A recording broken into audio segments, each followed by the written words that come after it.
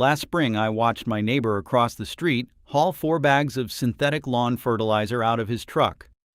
$42 a bag. He's been doing it that way for 15 years, and his Bermuda still thins out by August. Meanwhile, my front yard, same soil, same climate, same grass, has been fed exclusively on 2 things he throws in his garbage can every single morning: coffee grounds and banana peels. The synthetic fertilizer industry doesn't want that comparison made out loud, because if even 10% of American homeowners figured this out, an $8 billion product category would shrink overnight. There's a specific way to prepare these 2 scraps so they actually feed the grass instead of sitting on top molding. Stay till the end. I'll show you the prep step almost nobody online gets right. I want to be straight with you. I sold bagged synthetic fertilizer to my clients for the first 10 years of my career. I stocked it on my truck. I spread it on lawns. I billed for it. Then I started watching the lawns that didn't get it. The ones where the homeowner couldn't afford the program, or the ones I'd written off. And a lot of them looked better in August than the ones I was treating. That's when I started digging. Here's what I found. The synthetic lawn fertilizer category in this country is roughly an $8 billion business. $8 billion. And it didn't exist in its current form before World War II. After the war ended, the USDA had a problem on its hands. The country had built massive ammonium nitrate plants for munitions, and suddenly there was no war to feed. So in 1947, there was a deliberate push to convert that surplus nitrate capacity into civilian markets. Agriculture first, then the American suburb. That's where the bagged lawn fertilizer on the end cap at your local big box store comes from. That's where the $42 bag comes from. That's where the program your neighbor's been running for 15 years comes from. Most homeowners get this wrong because the entire system was designed to make you a customer. The extension brochures assume bagged inputs.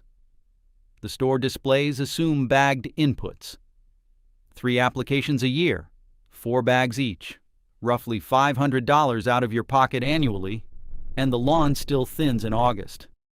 The alternative was never erased. It was just buried under marketing. Let's walk through it together. All right. Layer 1. What is it? It's 2 things, and your neighbor throws both of them in the trash every morning. Used coffee grounds and banana peels. That's it. Used coffee grounds run about 2.1% nitrogen, 0.3% phosphorus, 0.3% potassium, with a pH that lands near neutral once they've been brewed. Dried banana peel comes in around trace nitrogen, 1% phosphorus, and roughly 3% potassium, plus calcium and magnesium. Stack those 2 together and you've got nitrogen on one side, potassium on the other, which is exactly what the 4 numbers on the side of that $42 bag are mostly delivering. Phosphorus you don't need extra of in most established lawns. The soil already has plenty. So the comparison is honest.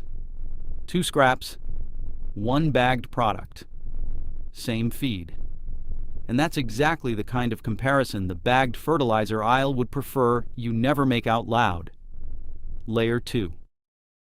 How it works, and why most people who try this fail. Wet coffee grounds dumped straight on the lawn mat into a crust. That crust is hydrophobic.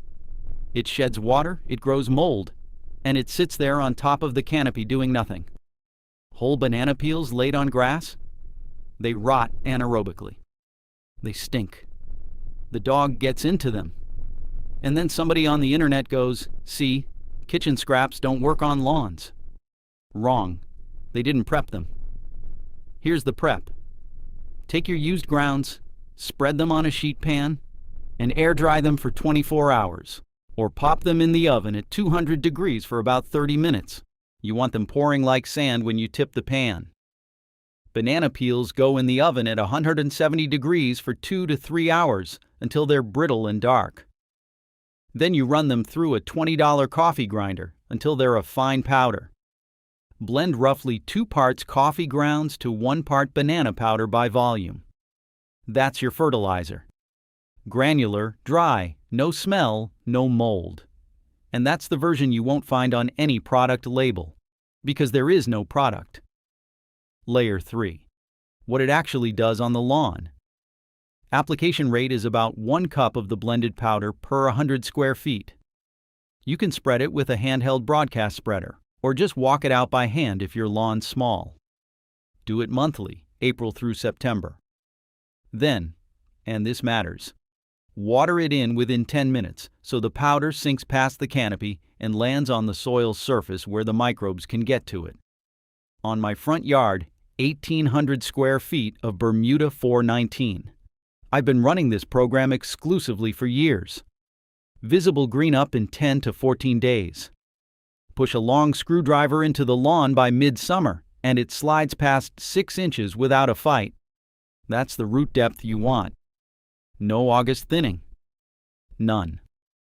Same soil, same climate, same grass as the neighbor I told you about.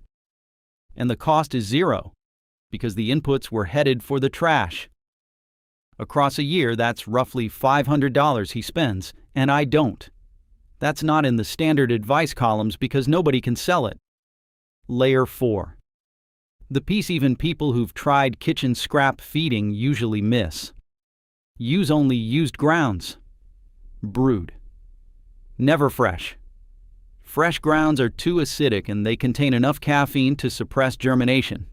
You'll thin your lawn instead of feed it. Used grounds have had most of the caffeine and most of the acidity pulled out in the brewing process. They land near neutral, with just a faint acid edge. Down here in Plano, the native clay trends alkaline, and Bermuda actually appreciates a slight acid nudge. It helps free up iron, and a few of the micronutrients the alkaline soil locks down. So this isn't generic advice. The slight acidity of used grounds is doing a second job specifically for warm season grass on alkaline clay. And that's the kind of detail that doesn't make it onto any bag in the country, because a bag has to work the same in Phoenix and Pittsburgh. Now, before we keep going, I want to tell you about something. If what I'm showing you today is clicking, and you're starting to realize that everything you were told about feeding a lawn was backwards, the same paradigm applies to weeds and to the rest of your yard. I put the full system into an 88-page ebook called Larry's 30-Day Weed Kill Protocol. It's $17 at larrysgardenbooks.com. Chapter 6. Specifically, Phase 3, Building Soil on Top, lays out the broader principle behind what I just showed you. Feeding the soil from above without disturbing or chemically dosing it. If you're exhausted by the cycle and you want a permanent fix, not another tip, that's the chapter. If you're watching on your TV, grab your phone right now and point it at the QR code on the screen. If you're on your phone or laptop, the link is in the description. Take your time pulling that up. I'll be right here. All right. So why was this buried? Look at it from the industry side for a second. Synthetic fertilizer is a perfect product. It's standardized. Every bag is the same. It's brandable. It's patentable. It's shippable on a pallet. And here's the part that matters most.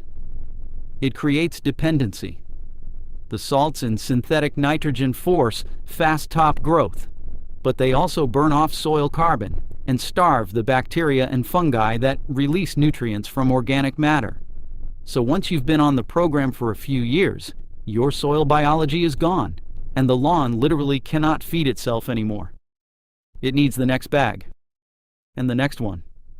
Kitchen scraps? Can't be patented. Can't be branded. Can't be shipped in a $42 bag. No industry has a single dollar of incentive to put them in front of you. The extension materials assume bagged inputs because that's what's funded. The big box end caps assume bagged inputs because that's what pays the slotting fee.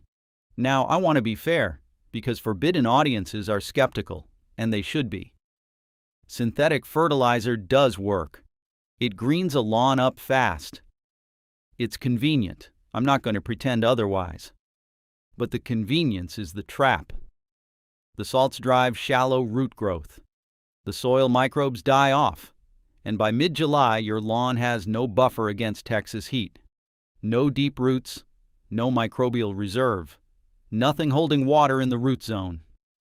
That's why your neighbor's Bermuda thins in August, despite 15 years of religious application. It's not because he's not doing enough. It's because the bag is doing what it's designed to do. Here's the math on him. $42 a bag, 4 bags an application, 3 applications a year. That's roughly $500 annually. 15 years in, he's spent something like $7,500 feeding his lawn synthetic nitrogen.